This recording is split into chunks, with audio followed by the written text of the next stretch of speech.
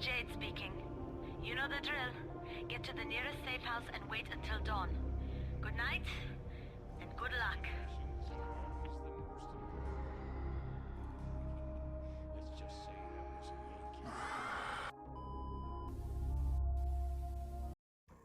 Dying Light might just be the best zombie game of all time. And you know what's crazy? I just recently played Dying Light. And Dying Light came out in 2015. So that means I had 10 whole years to play this game. But I just recently played it in 2025. But I have to say, even though the game came out in 2015, it is absolutely amazing. I think it still holds up to most games that we have today, even if it's 10 years old. Kind of like GTA 5 in the same context. Everything about this game is amazing when it comes to location, setting, characters. It definitely has some good characters and a lot of wasted potential, but we will touch on that later. But first thing I want to talk about is the weapons. The weapons are pretty much beautiful. Now, as you know, if you play Dying Light, you probably played Dead Island. So it's very similar to Dead Island because it's made by the same company, obviously. But the intricate, detailed weapon system, such as different weapon mods, you can do pretty much the same thing Dead Island had. But when it comes to Dying Light, it's a little more advanced. Now, Dying Light offers a vast majority of different weapons you can use, such as axes, guns, machetes, katanas, and a lot of different combinations you can use, which makes it more intricate because they have different type of blueprints you could craft, different modifications you could craft for a specific type of weapon, like an electric katana, which is probably one of the best weapons in the game. They had pretty much a similar thing in Dead Island. I mean, it's by the same creators, but there was a katana in Dead Island where you could add the electricity. Genuinely one of the best weapons in the game.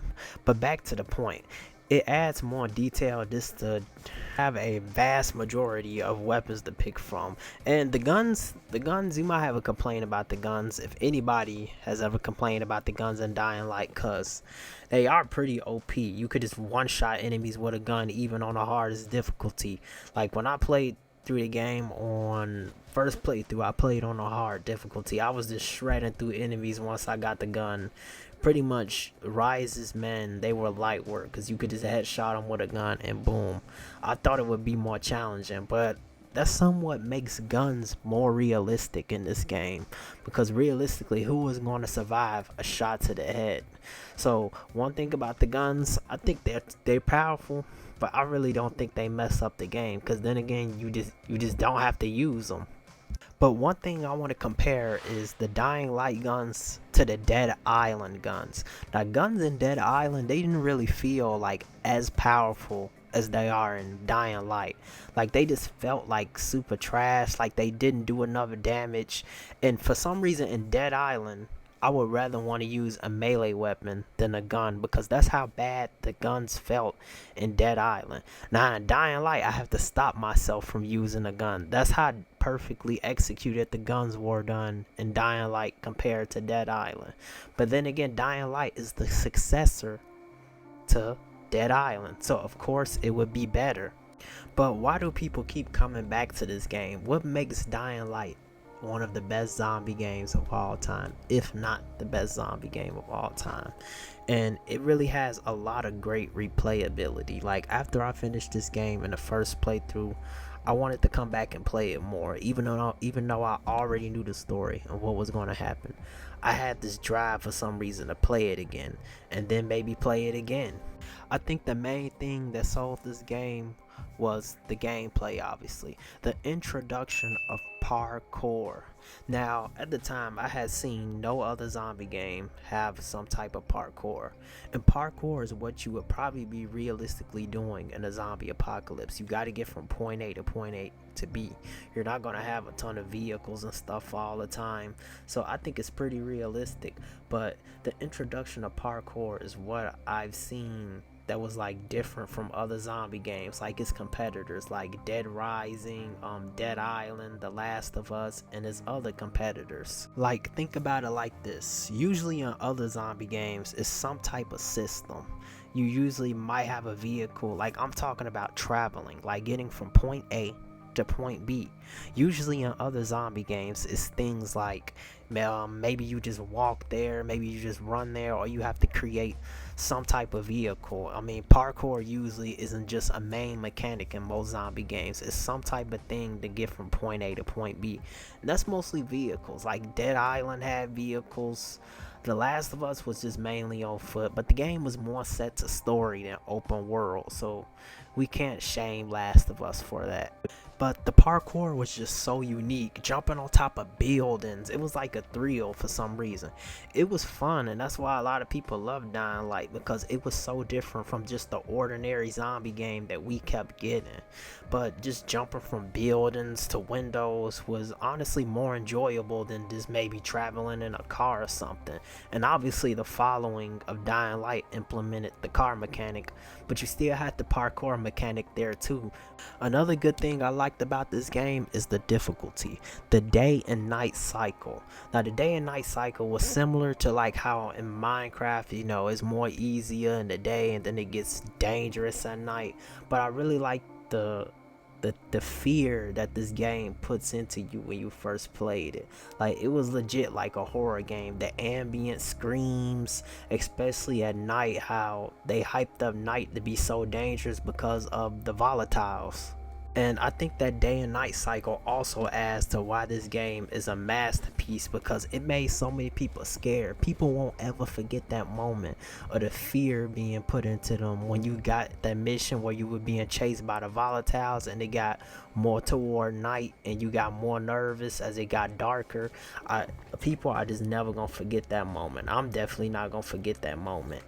But I really like how the game ramps up the difficulty, because some of these zombie games, they just become too easy. Like, if you look at Dead Island, it didn't have a day and night cycle really. I mean, you just travel. You didn't really have to worry about the night, and that was pretty much it. But with Dying Light, you have to be more cautious because the night, the volatiles, and you have to be more careful. And I mean, this game is pretty much everything you probably want in a zombie game. I mean, it's survival, different type of weapons you can use guns. I mean, there's parkour. Not a lot of other zombie games have that. It's a day and night cycle. I mean, it's vehicles, and the vehicles get more into detail about different type of things you have to do to upgrade the vehicle, such as gas, the engine, and other freaking factors. I mean, a lot of thought and detail definitely went into Dying Light 1, and that's why so many people love it. But another contender for the best zombie game I've heard is Left 4 Dead. Now, I've never played Left 4 Dead, but if you played that before, make sure to put it in the comments, because dang, I would probably like to play that one day too. But this game did a great job at putting fear into players when it came to the day and night cycle. And that also adds to the atmosphere. That's another thing I want to discuss. The atmosphere of Dying Light 1 is just unmatched. Like, the setting, perfect.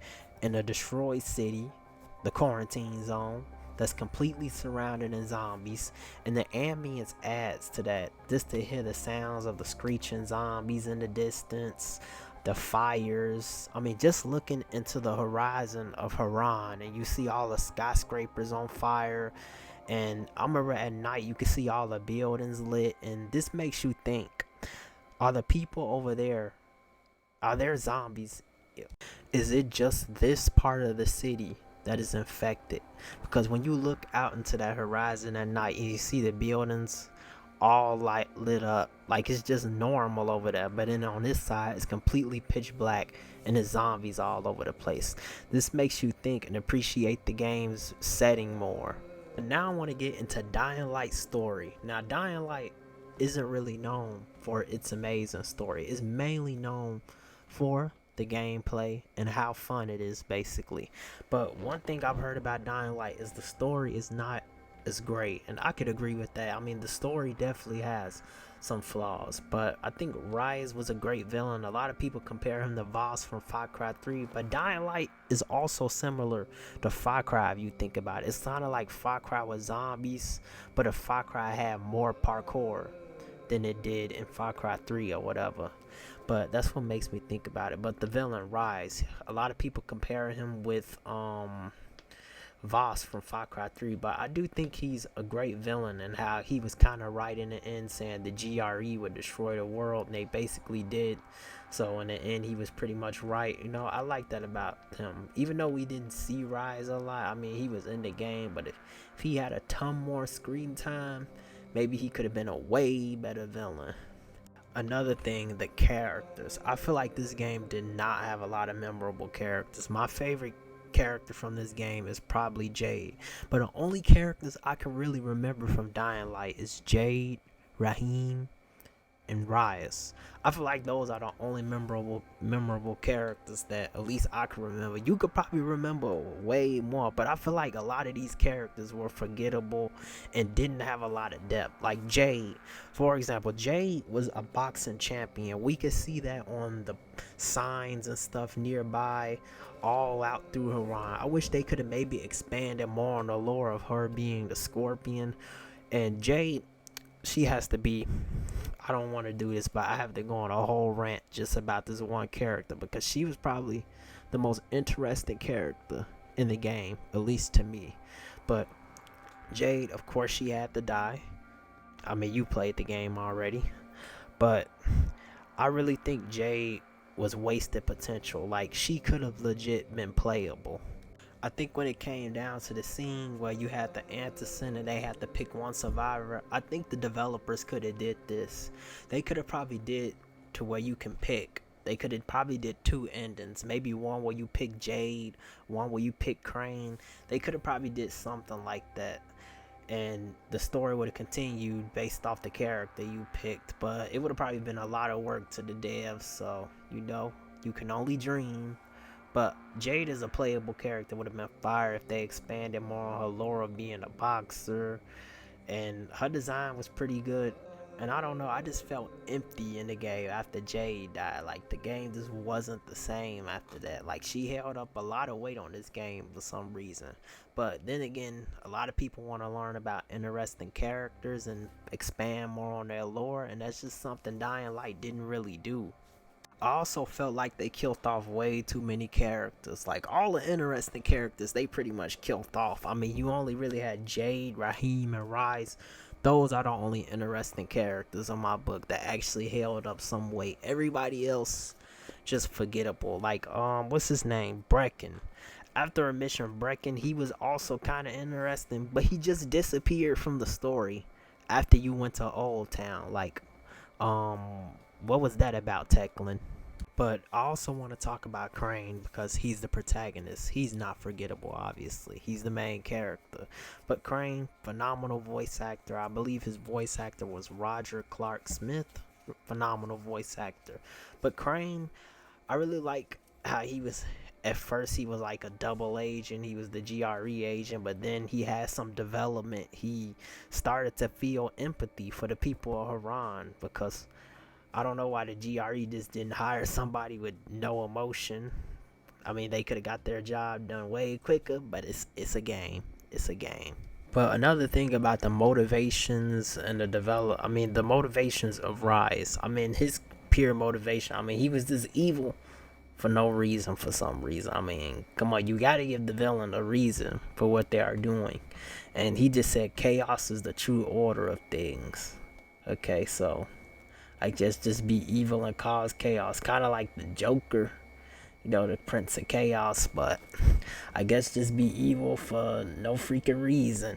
But maybe we should expand on why chaos is the true order of things instead of just saying it. But Rise, yeah, he just lacked complexity. I think that's what he really needed. He would have just hit way harder as a villain. But I still like Rise. I'm just not gonna completely trash him into the ground. I still like him as a villain.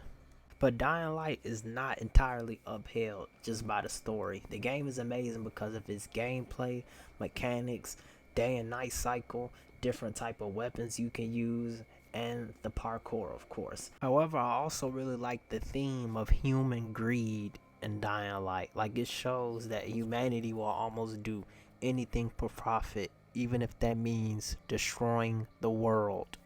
I mean, this is pretty much what will happen in real life. If like a zombie apocalypse happened and it was some type of cure or something, somebody on this earth would try to weaponize the zombie apocalypse and sell it for profit. Like they would probably try to weaponize the zombies to use them in different type of militaries, use them as soldiers, because humanity is just plain evil at the end of the day, and greed is just one thing. So I really like the theme of human greed in this story. But another thing I liked about Dying Light is the detail they put in the zombies. Like, for example, the sound mechanic. You know how in Walking Dead, if you make a sound like with a gunshot or something, a ton of zombies would come. I really like that mechanic. Like, it would make you think twice about using a gun because all the virus will just start running towards you. But another thing is the different type of variations of the zombies they put in. Now this is pretty much took from Dead Island, such as, you know, the standard walking zombie. They have the running zombie. They have the type of tank zombie, like the giant zombie, pretty much the tank zombie. Then they have the exploder and the zombies that spit stuff. I mean, this is pretty much taken from Dead Island, but obviously they expanded on it more and made it better, because in Dead Island, if you shot a gun, I mean, nothing would happen. I mean, Dead Island didn't really have a noise mechanic where zombies would come after you if you shot a gun and made a lot of noise. But it really adds to that because the developers put a lot more thought in the game compared to like Dead Island. But the most amazing variant of the zombies is the volatile, because once you see this for the first time, it leaves questions in your head that you want to explore. Like, how was this zombie created? You want to start learning more about the Dying Light lore and the virus. How could this have possibly mutated into this and created this monstrosity? And the volatile really holds that into the point, because how fast it is compared to the zombies and how fast it can climb, and pretty much why it looks like it looks. But another thing about this game is some of the stuff in the lore. I already said the story for this game is bad, but it's a lot of stuff in the lore that are quite interesting. For example, the virus. How was it created? Where did it come from? How does it affect the brain, I guess?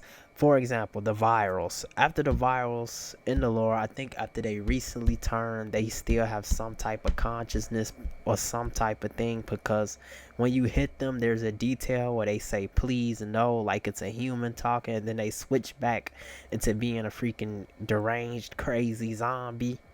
That's also very interesting in the lore, and that makes you want to learn more about the backstory behind the viral zombies, or the runner zombies, I guess.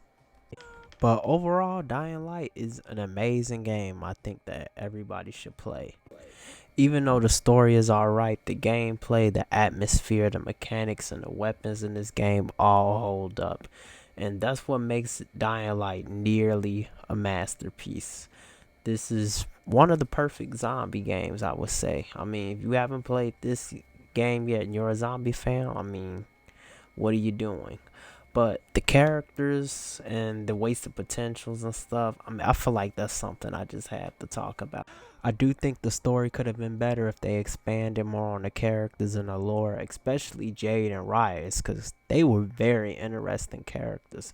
If the lore could have been expanded on them, that would have just made the game way better, or maybe made Jade a playable character. But let me know what you think about this video, and let me know your thoughts on this video and how you think they could have probably did the story a bit better in Dying Light, especially Jay. If you think Jay should have been a playable character, let me know. And also let me know your opinion on Rise as a villain. I'm open to read your comments. So if you watch this long, thanks for watching.